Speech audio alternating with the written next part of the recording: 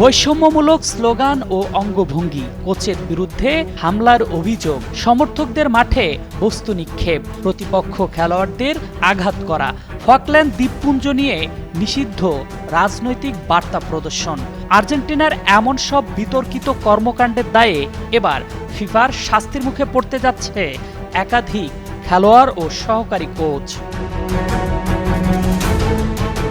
এছাড়াও মাঠে খেলোয়াড়দের রাজনৈতিক বার্তা সংবলিত ব্যানার প্রদর্শনের জন্য আর্জেন্টিনার ফুটবল ফেডারেশনের বিরুদ্ধেও অভিযোগ এনে শাস্তির আওতায় আনছে ফিফা।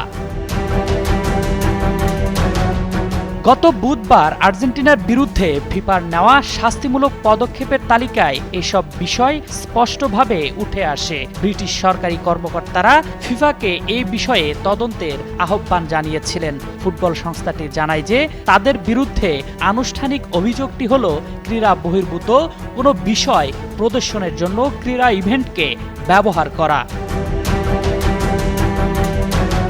এ বিষয়ে ফিফাও জানিয়েছে অভিযুক্ত সকলকেই এখন তাদের বক্তব্য ও অবস্থান তুলে ধরার সুযোগ দেওয়া হয়েছে।